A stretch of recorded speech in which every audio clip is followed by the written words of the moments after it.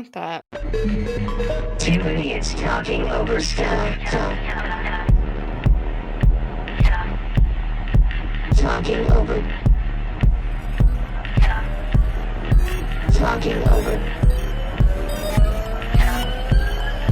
Talking over.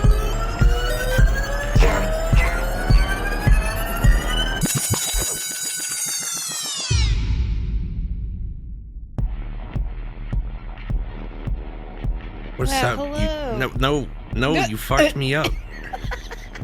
You fucked me up. You waited too long. I got scared. No, I didn't. Why would you get scared? No. I got scared that there would be dead air. No, I'm not even going to say it. No, you have to. It's our brand. It's ruined. It's not ruined. It's not ruined if you don't say it immediately. It might be. I think it's ruined. I think it's fucked. I'm not going to say any more words until you say it. That's fair, I guess. All right, let's sit here in silence. Let's enjoy a moment of silence. Let's see who talks first.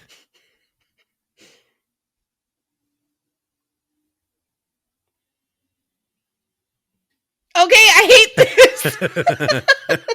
Hey, what's up, you fucking idiot? Besides interrupting my shit when I'm trying to do the thing. God. Who are you? It's even on the we have a show rundown. It's the second thing on the rundown. I know it's this. I didn't forget about it. I was just saying hello. Hi, I'm Jesse. You can find me on Twitter at @OwlByNight. Hi, I'm Felicia. You can find me on Twitter and Instagram at Felicia3. Felicia can't follow simple instructions. You can find our website at www.idiots.fm. Jesse gets his undies in a twist if anything is slightly different. You jumped in front of me. Oh my God. It's basically cutting line. I quit the podcast. Oh no. But we got so much. That. We got a bunch of shit to talk about though. Well, I quit after this then. Oh. All right. That's fine, I guess. 6 is pretty good for right. Good run. I think 6 episodes is pretty good podcast run for most people trying out podcasts. Yeah, sure. Did you talk about? Yeah, I did. I said go to www.idiots.fm and then you can email us at hello@idiots.fm. And at the top of that website, there is a bunch of social media links, and the most active one is the Discord link. But otherwise, you can find us at Tito's Pod everywhere else, with Twitter being the most active of those types of things. Certainly can't skip any little detail. Oh, I'm sorry. Did I cut you off? Did I interrupt what you were saying? I feel like every time we started to record this podcast, the energy immediately turns hostile. Yeah, whose fault is that? You just got to stop. No, you're always doing something. Hey, Jesse, out of the two of us, which one is the podcasting professional? Me? No. Look how organized this shit is. What? Okay, which one of us is the host with the most? Again, I don't. What a dumb metric. Which one of us has 15 episodes of another podcast? Oh shit! Yeah, that is right. Yeah, that's what I thought. So I guess you do have seniority. Yeah, I'm kind of the expert here. Yeah, maybe you should expertly not cut me off. So what's going on? When we're doing, I did a lot of Fortnite streams this week. Wow, what a change from your normal routine. Well, it's not usually. We usually play Fortnite, but we don't stream it. Like, I think we streamed every day. Dang, that's too many. And there was like a 6-hour stream at the end on Friday because Steve was trying to get a Darth Vader thing, and we basically I streamed 6 hours until 9 p.m. That's too many hours to play Fortnite in a row. I agree. That's probably true. But it was really fun. I had fun. Well, that's good. That's what matters. I edited The Karate Kid twice. That's also too many times. I did one no Miyagi cut where I cut out any scene in it that had Mr. Miyagi, and then I did a me and Miyagi cut where it's only Daniel's son and Mr. Miyagi, and everybody else is edited out of the movie. And how long is that cut? Both of those cuts are like 50 minutes, both of them. Weird. It is. I thought that was very weird. I was expecting it to be like 30 minutes for the me and Yeah. Miyagi one, but they're both 50 minutes. But the me and Miyagi cut kind of looks like a sitcom, like a failed sitcom pilot. It's kind of great. And who do you think is gonna watch these? Oh, I don't care. Oh, if with any luck, it'll get screened in VR. Perfect. But realistically, nobody is gonna watch these except for me. That was just for you. Yeah, it actually was. It's kind of like science. Because Brett started it with that no kids and Honey, I Shrunk the Kids edit. And then it made me think about lots of other, like, what if you took away the principal things in lots of other movies? But this was actually Steve's idea, the no Miyagi cut. So specific. It is, but it's really fun. It's like a cool little science experiment where you could completely change a movie. I feel like you could do that with any movie, though, is just remove one of the characters from every single scene. Yeah, you could. There's got to be a movie where that makes it better. And well, that's you what just I'm have to searching think of for. a movie where somebody is very terrible in their role, and then bada bing, bada boom, you know? Yeah. There's a lot of male written roles from women that suck from the 90s. Yeah. There's That's a very lot true. of women written by men that have no purpose in the movie whatsoever. I can't think of an example off the top of my head, but like it's Anyone rampant. who's just there to take her shirt off. Or actually, it's usually to be like a stick in the wheel, like in the spokes. Mm. It's usually like someone there to just be a wet blanket. But I can't think of any examples except I know it happened constantly in the 90s. Yeah, I think it's a very popular trope, but I too cannot think of any examples. So last week I was talking about how I was worried about my cat because he was doing weird things with his litter box and not peeing. Mm-hmm. So I think I discovered that my cat fake pees for attention.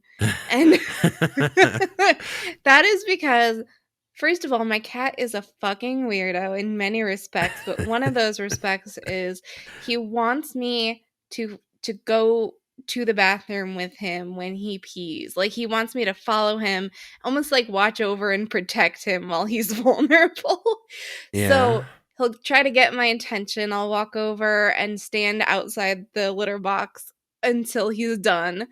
So he's trained me in that way. So he knows that if he wants to go to the litter box, I'm going to follow him. And sometimes he'll literally just go in and squat and do nothing and then walk out. Right. And also if I don't follow him, he will start to do like a frustrated yell and then kick all of his litter out and then lay down indignantly in the litter box. So can you do the yell? What does it sound like? Well, not the yell, but like he does a frustrated grumble like a person. It's like people don't do that. Yeah. No, there's no person that does okay, that. not IRL, but it's like a stereotypical frustrated noise that you'd hear in like a cartoon. Right. Okay. And that's what he does. There's no real person going around going like No, just the real person trapped inside my cat. Actually, there probably is. So yeah, he's just a dramatic little bitch, and I was very worried about him for a long time until I realized what he was doing. So before you think about DMing me what's wrong with my cat, just know he's a faker. Is he still doing it? Oh yeah. You just stopped caring. He's still doing it to the point where I try to ignore it because like paying attention and reacting kind of reinforces that behavior. So I try to ignore it, but then I hear him literally kicking all the litter out of the litter box, and I have to go yell about it. Ugh. Cats are, I wouldn't recommend. Your cat seems like a demon. My cat can be a demon. My cat has demon mode for sure. Our cat when she was like little, we have two cats. One's chill as fuck. The other one, we got more recently, and when she was little, she was a demon, but she's calming down now. Well, this boy is already 2, so I don't know when he's gonna grow out of it. Oh no. Yep, Maybe you just got a demon on your hands. I think so. I call him the nasty man when he gets in that mode. You're a cat lady. 1,000,000%.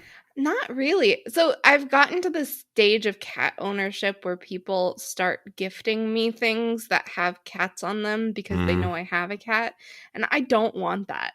I don't want any shit that says like cat mom or I heart cats. Like, no. Oh, well, let me cancel this Etsy order. Yeah, go ahead. I I got love you a all animals sweatshirt with your cat on universally, it. but I don't want that. You don't want your Christmas sweater with your big old cat on it Nope, sure don't. waving at you with this third leg? I don't want that. All right, I'll cancel it. Shit. What did we watch last week? I feel like we watched a lot of stuff, but not too much worth speaking of. No, me and Miriam watched Ms. Marvel. Is that the girl from the Doctor Strange movie? No, this is a different. Oh, okay. I cannot remember her name. I thought it was something like that. It's Ms. Marvel. She's I don't want to say even what she is because that's spoilery. Okay. I'm not going to say much other than the show's pretty good. It's a Disney Plus boy. Mm-hmm. Yeah. Hmm. If you like Marvel stuff, you could check it out. It's pretty good. It's got like a Spider-Man vibe to it. Like cinematography wise and editing. It feels a little cartoony, which is good. Okay. They do it well. Do you feel like the new generation of Marvel movies is aimed more towards kids than adults? Yeah. Yeah, that's what I'm feeling too, which is totally fine. It kind of as it should be. Yeah. It just doesn't keep me as interested. Yeah, and I think they're going to have trouble trying to make those like 4-quadrant films where it hits like every generation. Mm-hmm. I think they're already having trouble trying to make their movies like appeal to everybody.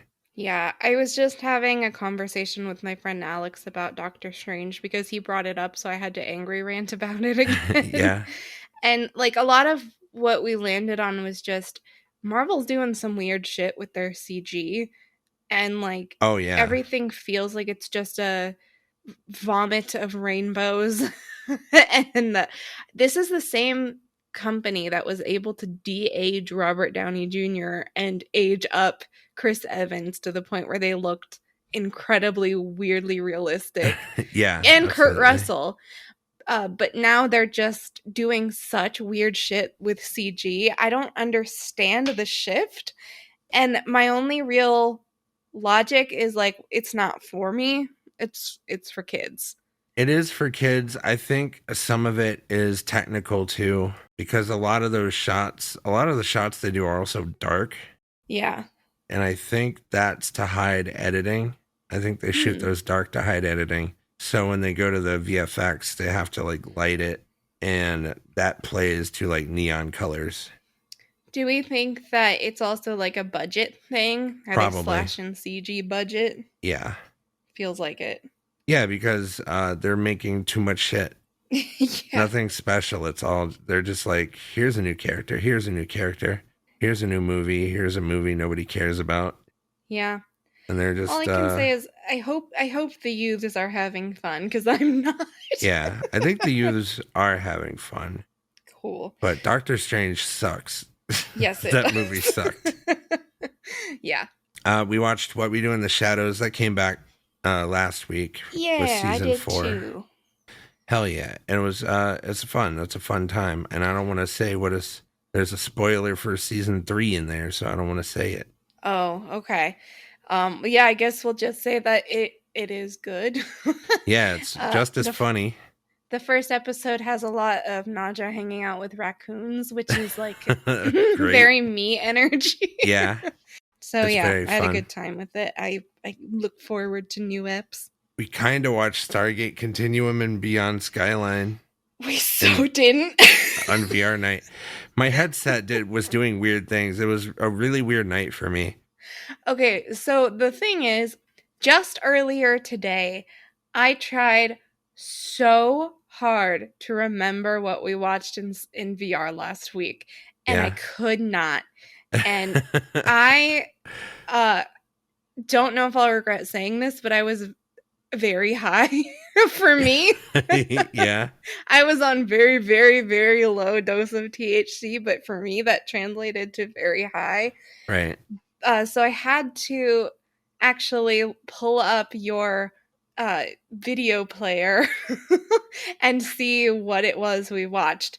And then it hit me that we did start to watch Stargate Continuum and Beyond, but got, I want to say, 15 minutes in, and then Steve kept skipping ahead by like 30 minutes at a time. That's one of my favorite bits. And then we just stopped watching it and started watching Throw Mama from the Train instead. Oh, thank you. I Yeah. couldn't remember what. So I couldn't either. it was really weird because we were watching Stargate Continuum. Steve does this bit where he nonchalantly just starts skipping ahead. He doesn't say anything. Well, he'll be like, I wonder where this is going. Just very casually, wonder where this is going. And then skip ahead and then not go back. Yeah, which is fucking great. I think those movies are perfect for it because they're garbage. Yeah. Yeah, but so my headset died during Stargate Continuum, and I came back. It didn't die, it crashed. And I came back, and it was Beyond Skyline. And then it crashed again. And then I came back, and it was Throw Mama from the Train. So it's like, yeah, the movies kept switching. I remembered you not being there for a lot of it. Yeah. But I couldn't remember the circumstances. I believe we had a good time watching Throw Mama from the Train. I kept getting up to get snacks because that's what happens when I have 6 milligrams of THC. And I kept losing tracking on my headset, so I'd just be up in the sky when I came back. Yeah, I got through like, I think 3/4 of Throw Mama from the Train. Then I was very tired because my work week sucked. So I was like, I went to bed like 3/4 of the way through that movie, but I forgot how funny that movie is. Yeah, it was real good. Danny DeVito, Jesus Christ. The lady from the Goonies. Yeah, but Billy Crystal. Billy Crystal, yeah. Yeah. Super, super funny. Highly recommend Throw Mama from the Train. It's basically a parody of Strangers on a Train. Yeah. But it's super, like, Danny DeVito is perfect in it. Yeah. We watched all of season 3 of Schitt's Creek. We did that in 2 days. It was real good. Yeah. I feel like there keep being these large gaps of time between when we watch Schitt's Creek and then when we finally can get together, all three of us, and watch it. Yeah. It's like we just knock out as much as we can. Yeah, last week in particular, well, actually the last couple of weeks have been like rough work-wise for me, which that makes me just want to like go to bed. Yeah. So, yeah, but we knocked season 3 out, and then we got a couple of episodes into season 4, and then wow, we watched a lot of shit this week. We watched a couple episodes of season 4 because we needed some eye bleach after watching Brain Dead parentheses Dead Alive from 1992. I've never seen it before. I'd heard I've been hearing about it for like 2 years. The group of friends that I play D&D with watched it, and they said it's a really good time. And all I'd ever heard was that it was bonkers. So we kind of went into it blind. And it's Peter Jackson's, maybe his debut or one of his very early films. And he co-wrote it with his wife, whose name is escaping me right now. Mrs. Jackson. Yeah, but I guess she like co-writes everything with him, including Lord of the Rings, which I didn't know either. Yeah, it's cool. Way to not credit her. Peter. He definitely does. It's me that sucks. But that might be the goriest movie I've ever seen. Yeah, it's ridiculous. The gore, Uh, the gore is insane. I once went to a screening of Evil Dead 2 hosted by Bruce Campbell, and he was talking about how the FX team were a bunch of New Zealanders and they had what he referred to as gore cannons. And if that was Evil Dead 2, this was like that times 1,000. Yeah, it was insane. I've never seen that much blood on screen. To the point where they had to like seemingly burn down the set afterwards. Oh, I called that. Yeah. While we were watching it, I was like, there's no way they can clean this up. Like they're gonna burn this set and then we find out like, oh, it's an actual house and they for sure burned it. It was a full on just like slip and slide kiddie pool full of blood by the end. Yeah, it was ruined. And it looked Yeah. like a nice house. Like I wonder if it had termites or something like. Well, I have a feeling that it was not like a real full house because they threw so many people through stained glass windows. They at least had to have knocked all those out and replaced them with like candy glass. Right. So I think it was more of a skeleton than it looked, but yeah, they certainly destroyed it. Yeah, that house got fucked up. Yeah. I've never seen that much shit. There's also It was all over the place. it also is all practical as far as I could tell, Yeah. which is fun. It was all practical and it was really they did a lot of really gross stuff. Very, very gross. A lot of pus work. Yeah, a lot of pus. A lot of just things slopping off. Yeah. There was also what I would refer to as a 8-foot naked old lady puppet Yeah. with the biggest tits and ass. Yeah, comically big titted. Looked like a pinata of tits and ass. Yeah, giant areolas. And it was the main character's mother. So that was traumatic for him, I'm sure. That was a lot of fun though. I had fun with it. It was fun, but it was also traumatizing. Yeah, I'll never watch it again. No, God, no. It was really gross. Speaking of gross, I guess. For I a skipped different around reason. a little. I'm so sorry. I didn't go in the exact order you had things written down. I just, That's okay. We also together watched 3 episodes of the new Netflix Resident Evil series, which right now is firmly sitting at about a 3.4 out of 10 on IMDb. Too high, in my opinion. So we watched 3 episodes together, and then I actually watched 3 more episodes on my own. And I would like to say I was done after 1, and then I decided to watch 2 more for the show. Yes, I told Jesse I was going to continue, and then he was like, "Oh, might as well for the sake of content." Yeah, I really wish I didn't. That show is it's a dumpster fire. It's maybe the worst writing I've seen this year. I have a lot to say about it, and I think I'm gonna try to condense my thoughts. I think, first of all, I wouldn't have watched it at all if it wasn't under the title Resident Evil. That said, I don't think it's as awful as Jesse thinks it is, but it is not a Resident Evil show. No. It is a bunch of other horror projects, TV and movies thrown into a blender with the Resident Evil name slapped on it. It's what if Wesker, the comedically evil, not at all redeemable, like super villain comic book type character, had 2 kids that he loved. Like, nobody needs that storyline. The part where, okay, so I think I would have rated it higher if they had just cut out the part that you thought was interesting, which I thought was stupid and dreadful. And anything that had a teenager in it. So, yeah, the show jumps back and forth between past and present. And in my opinion, it goes back and forth between which of those is the most interesting. Certainly the first episode, even 2 episodes, the past portion was like painful to watch. It was Yeah. just a teen drama. Uh It's and no actually like being memed right now. yeah, it did not belong whatsoever. After that, it does start to pick up because you start to get some Resident Evil-y themes, and you start to learn more about the backstory. So it does start to pick up, but not in a good enough way. It's No. very drawn out. And I think at a certain point the present story also got really boring, which is why I was more interested in what was going on in the past.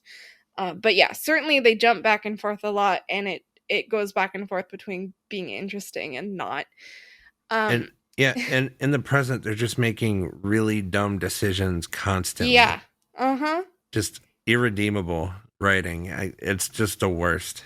So I've been talking about this with a friend of mine who has played pretty much all of the Resident Evil games. I have played just the last two games, but I have a lot of lore knowledge, and I've also watched all the Resident Evil movies, which are kind of their own entity.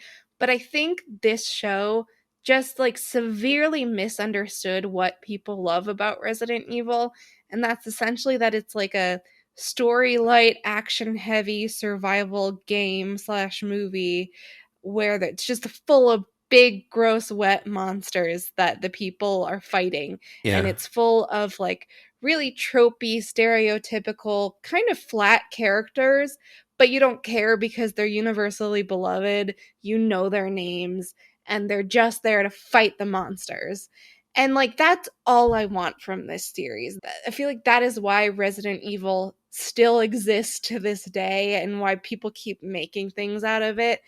And I think this show tried way too hard to give it more depth, but in doing so takes itself way too seriously and basically eliminated all of the qualities of Resident Evil that make it so successful. Yeah. It feels like it was written on the side and then they got the licensing and just changed some names around. Yes. That Yeah. said, they also like I said, it's a bunch of different zombie things thrown into a blender. That's also because it blatantly rips off a lot of other zombie productions. I can give multiple examples. So, first of all, 28 Days Later is obviously a major influencer.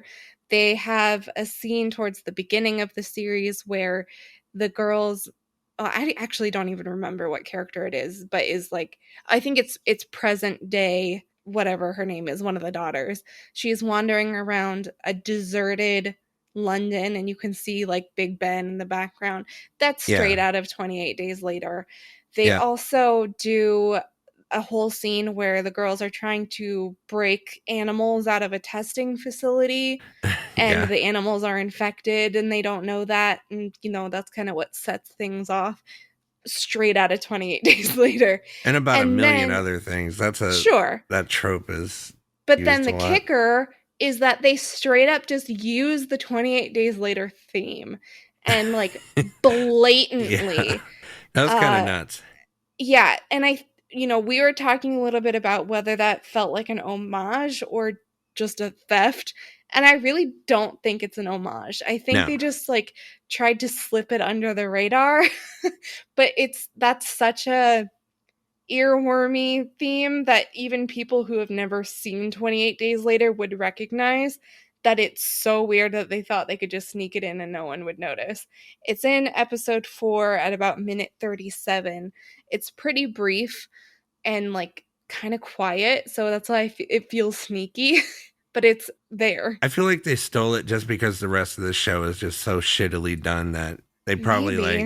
they probably skimped on the composer. Yeah, they're definitely choosing like the show does have a fun Yeah. soundtrack, but also all of the songs they select seem incredibly on the nose. Like, if somebody forms an alliance with a slightly evil character, Deal with the Devil plays. It's like it's so beat for beat, just saying what the story is already saying. Yeah. Um, It's but very like CW choices. Yeah. And the last blatant ripoff that I've talked about with you at length is that they straight up stole there's a cult called the Brotherhood where they believe that the zombies are God's manifestation of like God's tool for spreading his wrath to the non-believers, and the people who follow God can harness their power to scourge and smite the wicked. And that's straight out of Stakeland. That is the plot of Stakeland, right down to the name of the cult. Yep. So I do not know how they thought they could get away with this shit. Anyway, that wasn't brief at all. Stakeland seems like it's indie-ish, like on the Stakeland is edges. indie for sure. And So maybe they thought they could just steal that. I guess so. Doesn't explain 28 Days Later. No, that one was super blatant. Yeah. I forgot to look online to see if anyone else noticed that. I'm sure someone else noticed it. You gotta. That 28 days later theme song is ubiquitous. Like it's on every college kid's playlist for studying. Like you don't even have to know about the movie. That theme song is just really good. Yeah, exactly. So all of that said, I have many, many gripes with this show, but I think that if I don't know, I'm still interested enough to keep watching out of curiosity, and the fact that at this point I only have 2 episodes left and then I'm done with it. I think that it has potential if they removed the Resident Evil name and also just like tried to make their own production and not just try to rely on other. I don't know. I just don't hate it as much as I should, I think is the problem. I just couldn't get past the writing. It was immediately apparent that the writing sucked, and immediately apparent that the characters were ripoffs. Oh, sure. Like young Jade or whatever is Zendaya. Some producer told them, like, you write this character as Zendaya, and then they couldn't get Zendaya. But she's like the only one that can pull off that style of dialogue right now. That really could be it, is that they wrote the role for her, expecting her to be on board, and it didn't work. It really could be, because it's clear that's what they did, to me at least. And then the other one's just Billie Eilish. Yeah, like she's listening to a Billie Eilish song in the car, and then they reveal her name is Billie. It's just like she's dressed like Billie Eilish from 3 years ago. Yeah. It's bad. It's so bad. I just want to see where they go, and if they do anything that ties it more into Resident Evil. There have been like 3 creatures at this point that were neat, but they're showing them so infrequently and focusing way too much on the teenagers. Yeah, I don't think that show has a budget. No, I guess not. Because even the CG worm in the first episode sucked. It didn't look good. The spider was cool. The dog sucked. The spider was cool, but that's another thing. When you shoot that CG in the dark, it's a lot cheap. It's a lot easier to make cheap stuff look good. Yeah. There wasn't like a ton of movie or television news this week. I put the Winnie the Pooh Blood and Honey poster on here because I think it's funny. There's no way that movie's going to be good, but they as soon as Winnie the Pooh went to the public domain, they jumped on it. Yeah. I'm going to end up watching it probably. I don't know. It feels a lot like when they made the Five Nights at Freddy's game with Nicolas Cage. Right, but that, what was that called? Wonderland or something? Yeah, like Willy's Wonderland or some shit. Yeah, that was supposed to be a Five Nights at Freddy's movie, but they couldn't get the licensing. That was literally supposed to be a Five Nights at Freddy's movie. Yeah. So this one, they don't need the licensing. They can ruin every character from Winnie the Pooh, and I'm for it if they do it good. I want to see Tigger fuck someone up. Well, I'm sure that's going to happen. I hope so. Or Thumper. Ruin my childhood, please. Where the Crawdads Sing, we talk about, I think we talked about that last week or the week before. We did. We didn't get into it much because we didn't care. Yeah, we didn't care. I didn't give it much credit at all because I thought it was a ripoff of the piano. I Yeah. looked into it a little more, and it's apparently like based on a fairly popular novel, but even the novel is polarizing. Hmm. But right now it's sitting at 34% from critics on Rotten Tomatoes and 95% from the audience. Which is That interesting. is interesting. I keep feel there we keep watching movies that are super super split between critic and Yeah. audience. Like I don't know what that is. I don't know if we're going to end up watching this on the show when it comes out on VOD or not. I'm really, I really don't think I would like it. I don't think it's going to be either good or bad enough to be interesting. Yeah, I agree. The other thing is, we had a conversation last week about Planet Earth, and I, Yeah. and there was an ocean based Planet Earth that I couldn't remember the name of, and I kept wanting to call it Planet Water, and which is stupid. But I looked it up, and it's actually called Blue Planet. Which is honestly not that much different than Planet Water. No, I think Planet Water sounds a good bit more stupid than Blue Planet.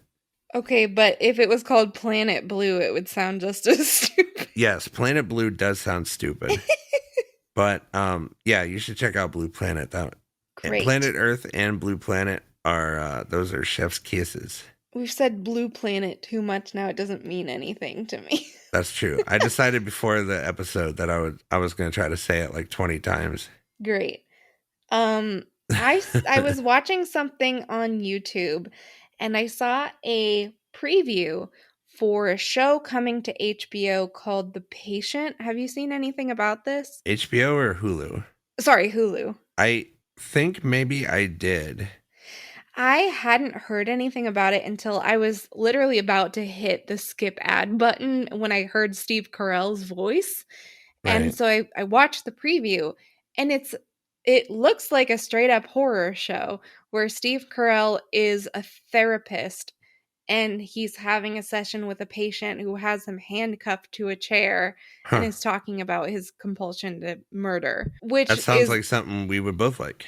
yeah, it's a really intriguing premise to me, specifically given the fact that it's Steve Carell in that role, because I don't think I've seen him in anything other than comedy or at least drama with comedic elements. I have Yeah. certainly not seen him in anything that approaches horror. No, I don't think I have either. He's a good actor though. I bet he He pulls it is. off. I'm sure he will. And I believe it's coming out sometime next month. I did not look at the actual date, but I'm sure we'll get there and probably watch it, maybe even for the show. Looking like August? Yeah, Cool. which is Yeah. next month. We'll definitely cover that. The other thing that I had is I've been talking about and thinking about the Last of Us HBO show a lot lately. And it's because yesterday I saw on Twitter, I think it was a fan made like opening credits scene. It was like a fan concept. Mm-hmm. Someone had retweeted it. And while I don't like that kind of stuff because I'm like, okay, this isn't official, I don't care. I did find out from that Nick Offerman has been cast as one of the characters from the game called Bill, um, Mm. who's not a major role, but he's in a solid couple of scenes. And while I do think it might be somewhat distracting to have Ron Swanson in the Last of Us HBO show, I Yeah. think he's actually really good for that role. So I'm kind of excited about that. Oh, he'll Um, knock it out of the park. He's a good oh actor. sure, Have you seen yeah, Have you seen Devs? no, actually, He's in Devs in a primary role in that, and he's super fucking good. And he's playing a dramatic role there. well, we just saw him in Pam and Tommy as a Yeah, very not Ron Swanson that's true. character. So yeah, I mean, I believe in him. He's certainly adaptable, and I think it's a really fitting role for him. Um, and just I was going through the cast of the Last of Us show on IMDb, and they do actually have a bunch of voice actors from the game in roles in the show, but not Huh. necessarily as the roles they played in the game. The actress who played the actress who voiced Marlene in the game is playing Marlene in the show, but she is the only one in the same role. They have the gentleman who played Tommy cast as someone by the name of Perry, who is not a character from the game. And they also have Ashley Johnson and Troy Baker, who were the main characters in The Last of Us, listed in the IMDb cast, but they don't have roles attributed to their names. So I'm sure they want to leave that as a surprise for fans, which is Huh. fun. I didn't know about Ashley Johnson. Yeah, she That's plays Ellie, one of the main characters in The Last of Us. in the game? Yep. Damn, I didn't know that. That's cool. Yeah, I know of her from like Critical Role, and there was like a Yep. shitty show she was on that I didn't like. We're gonna try to get Jesse to at least watch a playthrough of The Last of Us before the show comes out. Yeah, I'm gonna try. Fuck yeah. I don't tend to like narrative heavy games. But if you're just But, watching the narrative. Yeah, but if it's just the narrative and it's cut right, I think I might be able to handle it. Heck yeah. I'm gonna search for the perfect cut. We'll see about it. Heck yeah.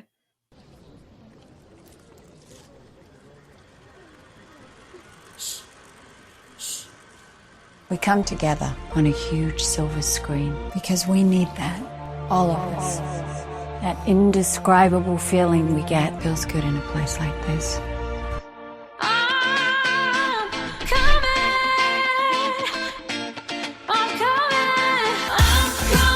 Hey, what's coming out this week in theaters? Let's do theaters first. I'm excited about it. So this one you have listed first is one that I've seen previews for, and the preview gives absolutely nothing away about the movie. I think it's got to be alien shit. I had that thought.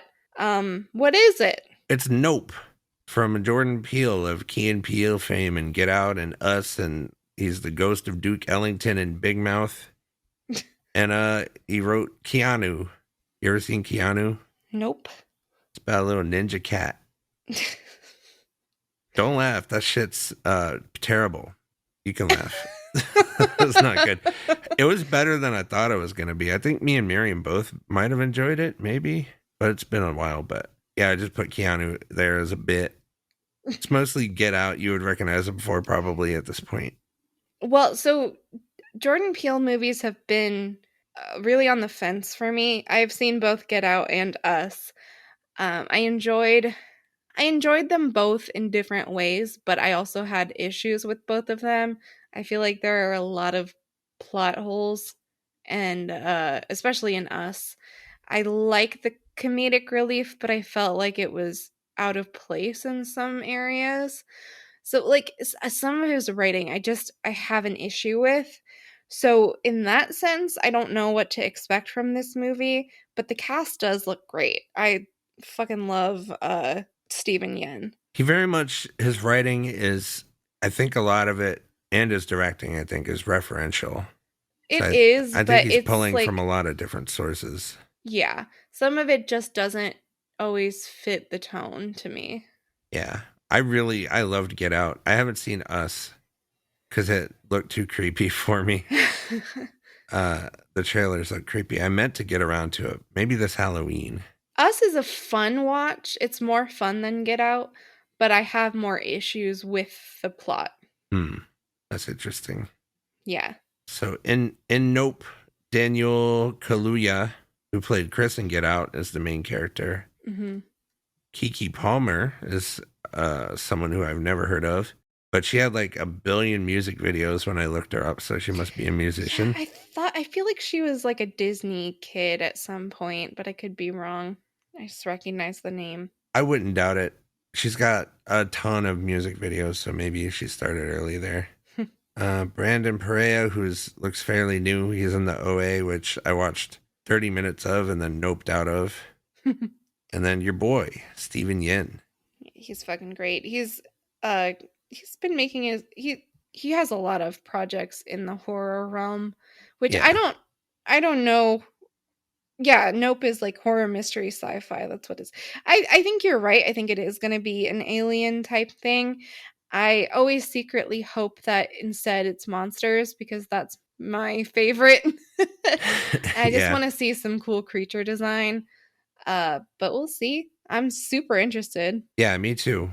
We care about this one, so let's rate it. Yeah, heck yeah. Let's try to guess the Rotten Tomatoes critics and audience ratings. Cool. What do you wanna... what Okay.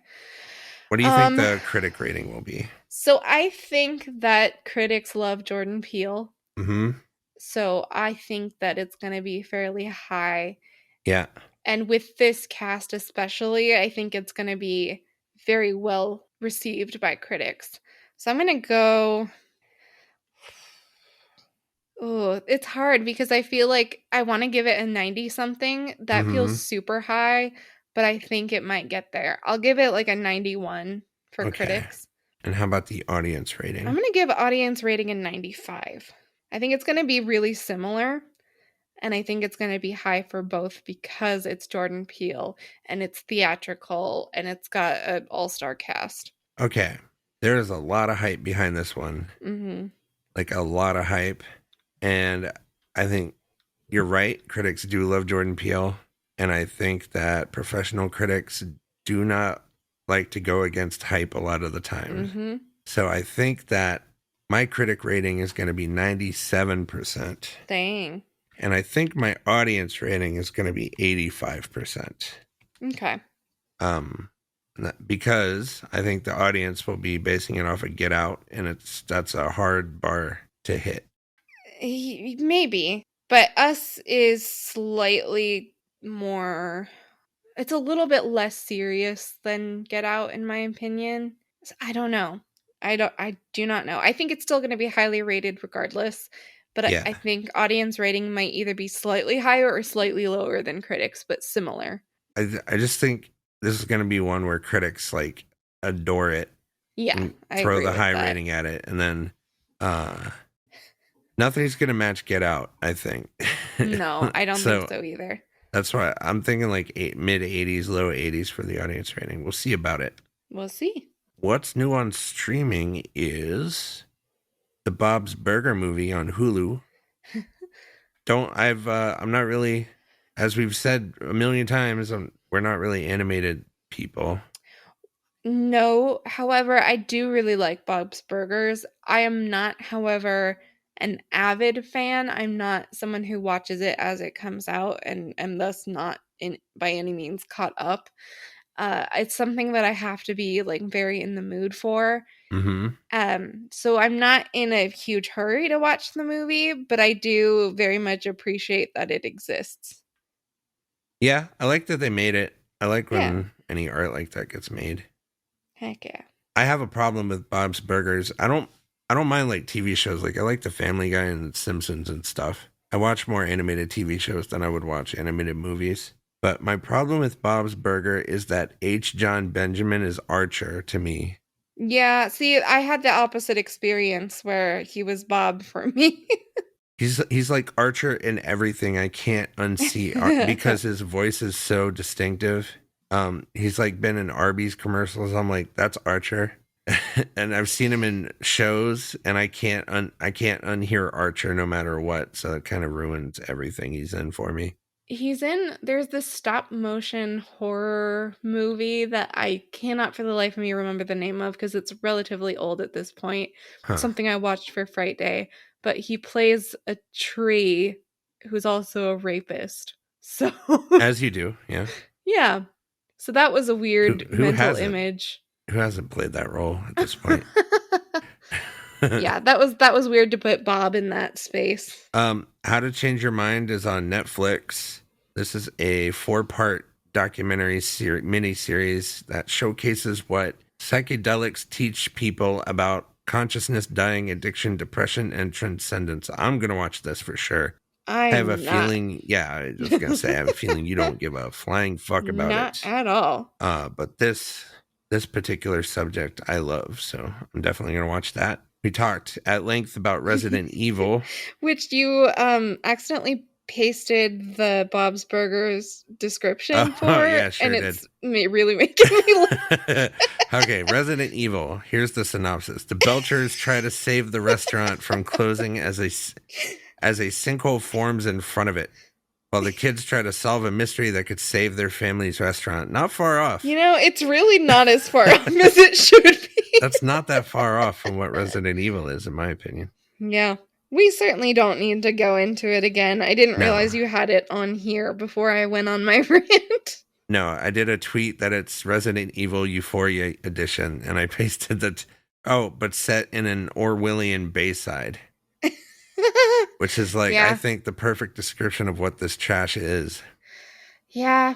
I got a text from my friend Alex a little while ago that said in episode 7, Wesker takes the girls to Olive Garden. And I said, Wesker takes the girls to Olive Garden sounds like a Full House episode. Yeah. 100%.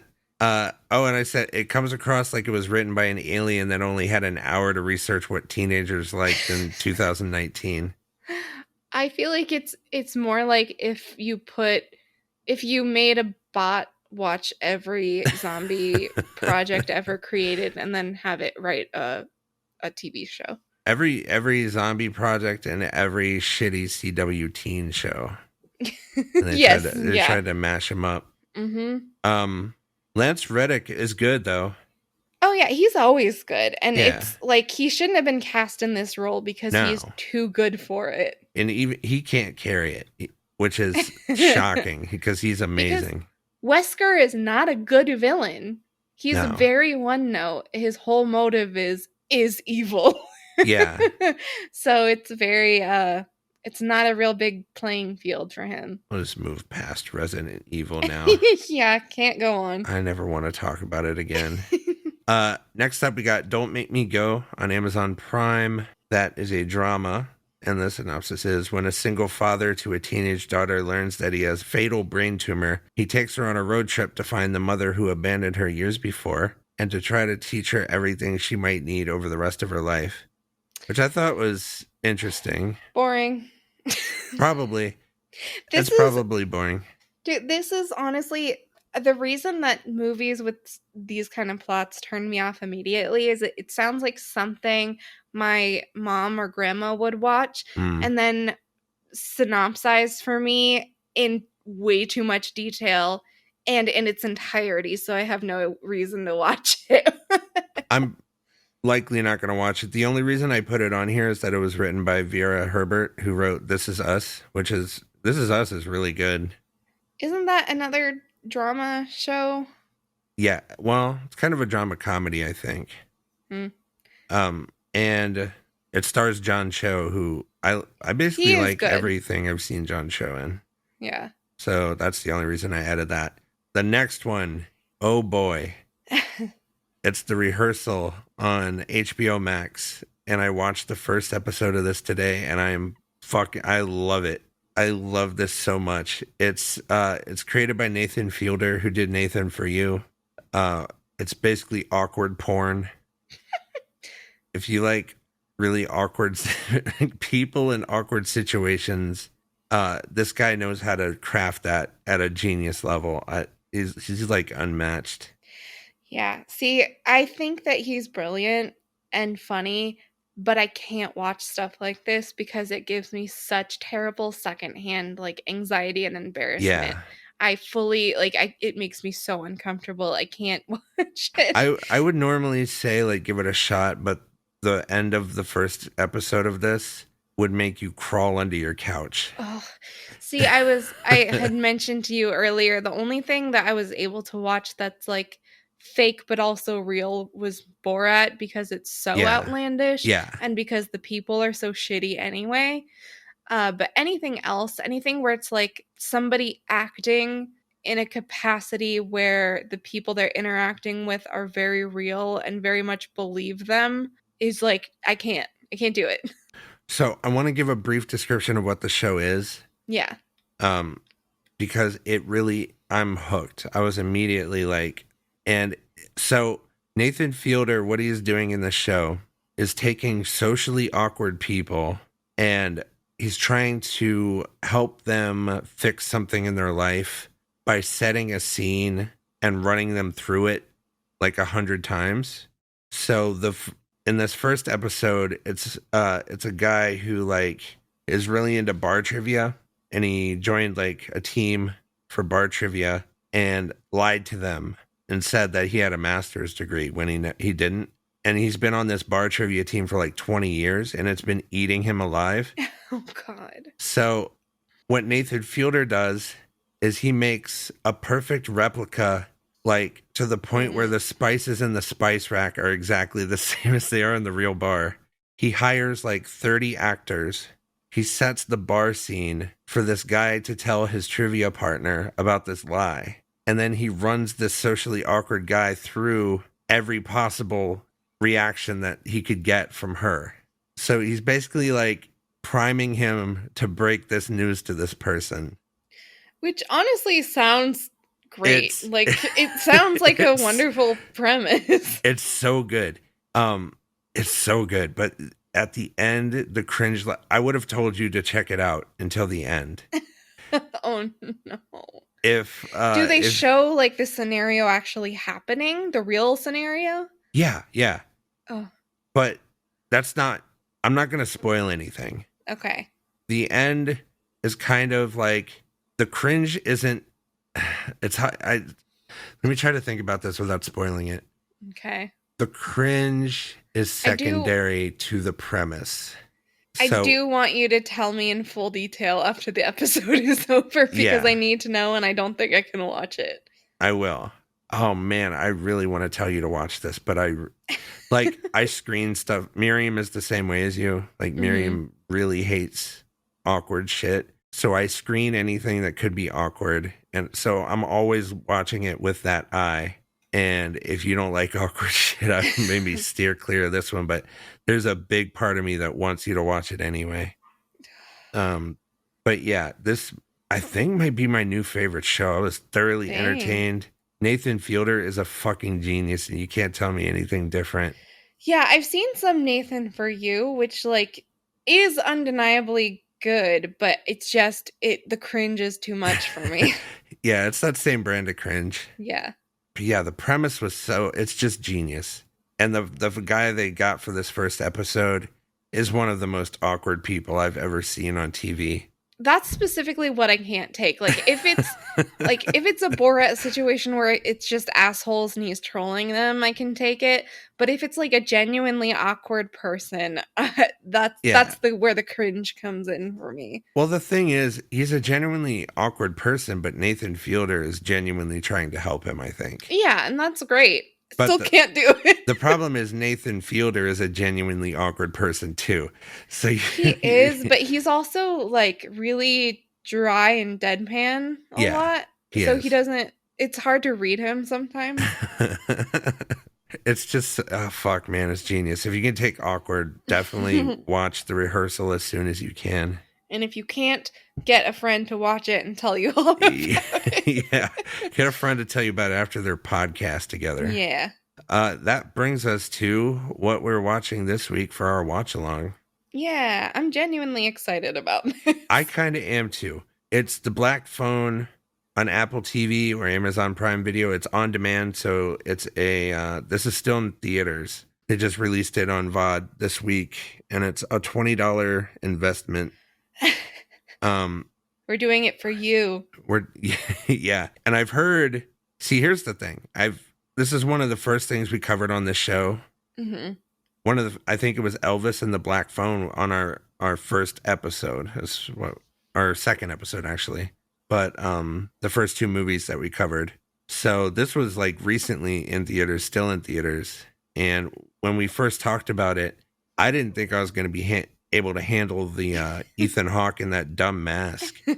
But there's so many people saying this is a great movie. Which I don't put a ton of stock in that, because I've heard that for so many theatrical horror movies. And I think there's something to be said about the experience of a movie like this. Even if it's not a great movie, I think there's something fun about a lot of theatrical horror, especially if you're there with a group of friends and it's like just a good popcorn flick where you get a little creeped out and then you get to go home.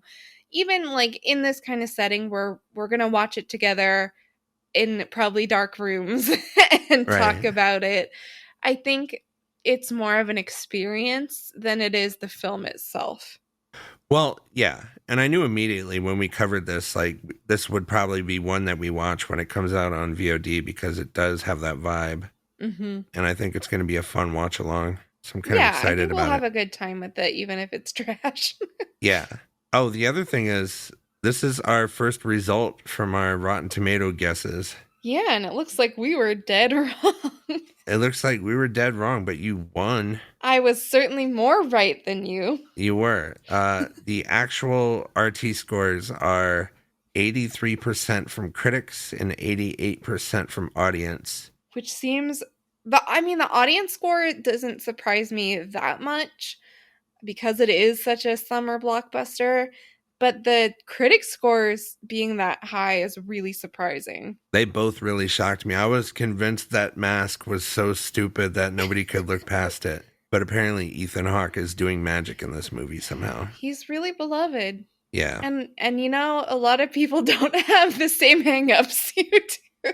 So Felicia guessed 47% critics and 68% audience, and I guessed 30% critics and 50% audience. So we're both wrong, but Felicia wins this one. She has Yay! She has a winning record. I don't know. Fucking nothing, I guess. Respect. Maybe a little respect. Cool. Maybe something down the line. I don't know. We'll figure something out. When we quit the podcast, finally, we'll tally up who's won the most, and then they get all the other person's money. Well, you said we're done, so I guess I guess I get all your money. Yeah. Yeah, I guess we're not doing that watch. It's just over. I guess we can keep going. Oh, all right, cool. You can look for that Black Phone watch along to drop on our podcast feed on Friday at 7 a.m. And if you would be so kind to go to our YouTube channel, I figured out a way to make a visual time code, which I don't think anyone else is doing. That should make it a lot easier to sync if you need to pause. I'm subscribed. Ooh, hell yeah. So you should too. Lucky subscriber number 6. But yeah, if you go to the top of www.idiots.fm, there's a YouTube icon. Just click on that and go subscribe if you want. We need like 100. So that's going to take a little bit. Yeet. But that is it. That's all for the pod this week. Isn't it fun when we're actually excited about some of the stuff coming out? Yeah. Oh man, the rehearsal's so fucking good. And I really want to see the Black Phone too. Yeah. Can't wait to hear about the rehearsal. I can't wait to tell you all about the rehearsal. Oh, there's wow, we did it. We did it. You want to cut me off? Hold on. Here, I'm going to say it again. You cut me off so you feel good. Wow, we did it. Yeah, there you go. Bye, everybody. Bye.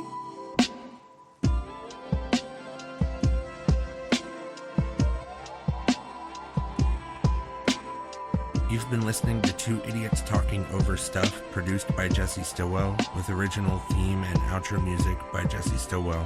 For more information, you can visit www.idiots.fm or reach out directly via email to contact@idiots.fm.